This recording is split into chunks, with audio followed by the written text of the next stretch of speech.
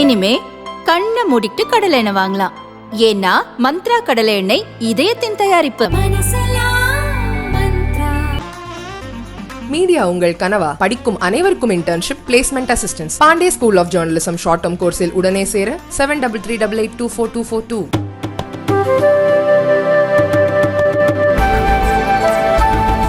டெல்லியில் நடைபெற்ற இந்திய தொழில் கூட்டமைப்பின் வருடாந்திர வணிக உச்சி மாநாட்டில் வெளியுறவுத்துறை அமைச்சர் ஜெய்சங்கர் கலந்து கொண்டார். அதில் லடாக் எல்லையில் சீனா தனது படைகளை நிறுத்தியுள்ள நிலையில் இந்தியா சீனா இடையேயான வர்த்தக உறவு குறித்து பேசிய அவர், ஒரு நாடு நம்முடன் செய்து கொண்ட ஒப்பந்தத்தை மீறி எல்லையில் அத்துமீறல் சம்பவங்களில் ஈடுபட்டாலோ, எல்லையில் நிலவும் அமைதியை சீர்குலைத்தாலோ அந்த நாட்டுடன் நமக்கு உள்ள வர்த்தக உறவு சீராக இருக்கும் என்று எப்படி கூற முடியும் என்று கேள்வி எழுப்பினார். ஆனாலும் சீனாவுடனான வர்த்தகத்தை நாம் இன்னமும் புறக்கணிக்கவில்லை என்று குறிப்பிட்ட அவர், அரசியல் ரீதியான பிரச்சனைகளை நாம் தெளிவாக வரையறை செய்து அதற்கான முன்னெச்சரிக்கை நடவடிக்கைகளை மேற்கொள்ள வேண்டும் என்று அறிவுறுத்தியுள்ளார்.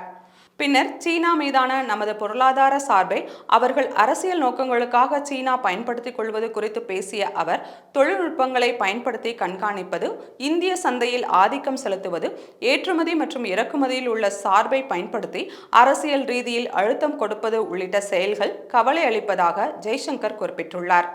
அதேபோல இந்தியா சீனா இடையேயான உறவு குறித்து டெல்லியில் தனியார் செய்தி ஊடகம் ஒன்றிற்கு பேட்டியளித்த அவர், அருணாச்சல பிரதேசம் அருகே சீனா முன்மாதிரி கிராமத்தை உருவாக்கி வருவதாகவும், கிழக்கு லடாக்கில் உள்ள நிலப்பரப்பை ஆக்கிரமித்து வருவதாகவும் எதிர்க்கட்சிகள் குற்றம் சாட்டுகின்றன.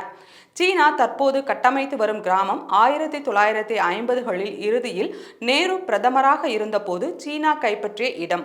இந்த சர்ச்சைக்குரிய கிராமம் லாங்சூ என்ற இடத்தில் உள்ளது. இந்திய நாடாளுமன்றத்தின் பதிவுகள் அல்லது சீனாவுடனான நமது எல்லை பிரச்சனைகள் தொடர்பான ஏதேனும் ஒரு புத்தகத்தை படித்தால் இந்த உண்மை தெரியவரும். 1959இல் சீனர்கள் லோங்சூவின் ஒரு பகுதியை கைப்பற்றினர். பின்னர் 1962இல் படையெடுத்து அதை முழுவதுமாக ஆக்கிரமித்துக் கொண்டனர்.